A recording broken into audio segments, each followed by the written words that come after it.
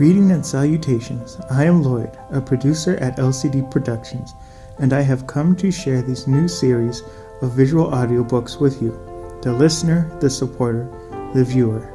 Together we will go on a journey like never before, fly to new heights with Project Aerospace, explore new land and cityscapes with photations, even change the dimension of time through the power of time-lapse photography from live to tape. We'll even travel beyond the mind's eye into worlds captured and generated through animation from Thumbs United daily animation series. As we together go on these journeys filled with photography and theater of the mind, I hope you remember the core belief that we hold, that anyone can become the master of art, meaning that it is not some born skill what makes someone good at being creative. It is a desire to practice and spend time being creative that creates the master. I hope that these films, photography, and stories inspire you to set some time aside and practice some creativity. I believe if we all spend more time creating and being constructive, the world would be a better place, a more friendlier and fulfilling place. Thank you for coming. Let's begin this journey.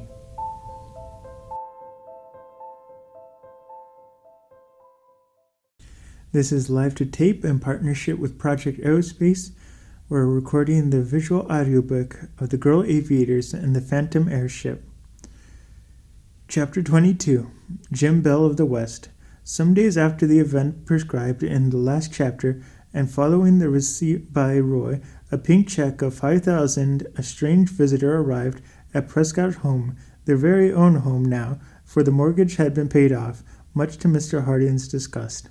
The stranger was a bronzed man, and wore a broad-brimmed sombrero, which would have marked him anywhere as a Westerner. Of Miss Prescott, who, in new lavender silk dress, came to the door, he inquired if he could see Mr. Roy Prescott. Miss Prescott smiled at the ceremonial way of mentioning her young nephew, but directed the stranger with a breezy Western manner to the workshop at the rear of the house, where Roy and Peggy were fussing, and as Jess called it, with their beloved golden butterfly. "Good morning," he said, doffing his sombrero with his sweep and flourish. "Can I have a word with you?" "Certainly, 2 or 3 if you want them," rejoined Roy, while Peggy gazed in some surprise at the queer-mannered newcomer. The fact is," went on the stranger, "that I am in the market for airplanes such as yours.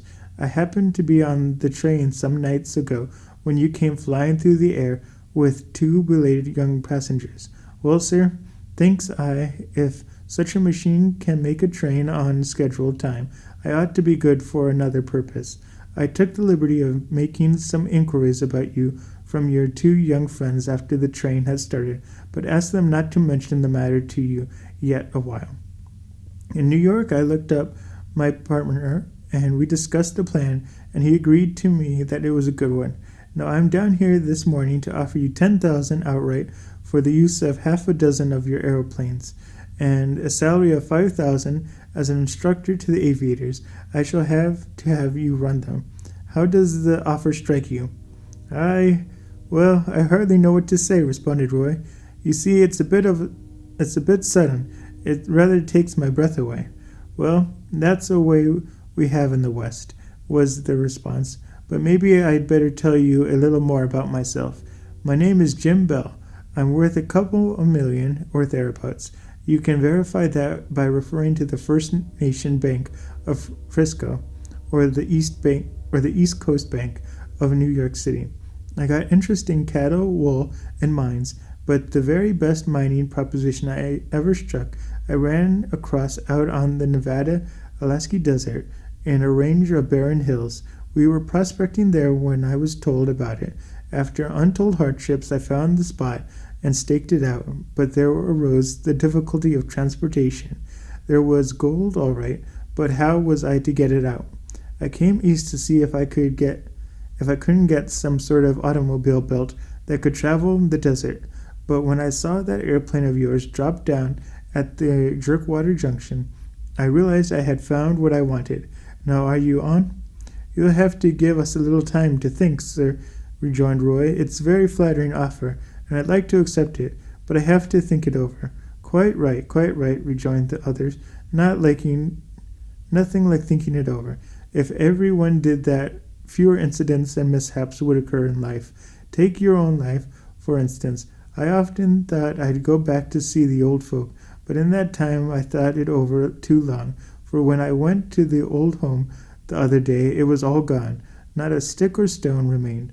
My parents were dead, and my only brother was no knew where. Jim Bill's voice shook strangely. He blinked his eyes once or twice, and then resumed briskly. You see, I left home in a mighty queer way. I was out in a boat with my brother when it got overturned. He was drowned, I guess. But anyway, I found myself drifting about on this sound. I managed to seize hold of a bit of floating driftwood, and in that way kept my head above water till a ship came along and picked me up. She was a big vessel bound for China, and her captain was a brute. On the arrival in the Far East, he bound me out as a sort of apprentice to a rich Chinaman living in the interior. I was with him for 10 years before I escaped. I worked my way to the coast, got another ship, and headed for California. On the way across, there was a mutiny, and I saved the life of a wealthy passenger who turned out to be a mining man, and who, when he died 2 years later, left me most of his property. That gave me my start in life, and now I'm a millionaire, but I'd give it all if I could find some news of poor brother Peter, and find out if he's dead or alive. Maybe we can help you, cried Peggy, her eyes shining and her white hands clasped excitedly. Well, the rugged Westerner had been talking of the story of the old hermit, came back to her. What do you mean? Asked the other. Do you know where my brother is?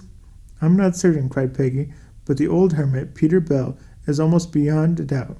My brother, a hermit? cried the wealthy mining man. If it's your brother, put in Roy, I hope for your sake it is. But his story tallies absolutely with yours. He told us that after he had missed you in the water, he thought that you were drowned. Returning home, he was shunned on every side, for the villagers accused him of having deserted you to save his own life. My poor Peter, breathed the miner, miserable and made morose by the contempt he met with on every side, he became a hermit, and now lives in a hut near the town of Atter. How long does it take to get there? I must lose no time in finding, exclaimed Bell. You can get there in 2 or 3 hours from here if you catch a train, said Roy. If you like, I can phone for you and find out. Say, boy, that would be mighty white of you. I tell you, it hurts to think poor Pete living all alone like that in poverty while I've been rich all these years. But it wasn't for lack of trying to locate him. I've advertised and had detectives searching every likely place.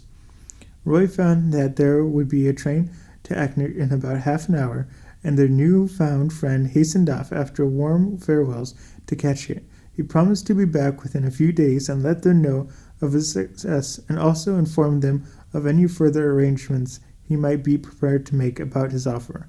Well, said Roy, after he had gone, the skies are beginning to clear, sis. Peg sighed. Yes, but there is still one more thing to be cleared up, Roy, she said. I know, the disappearance of those jewels, rejoined Roy. Oh, if only we had something more to go upon than mere suspicion. Perhaps we have before long, said Peggy musingly. The next chapter is chapter 23, Like Thieves in the Night.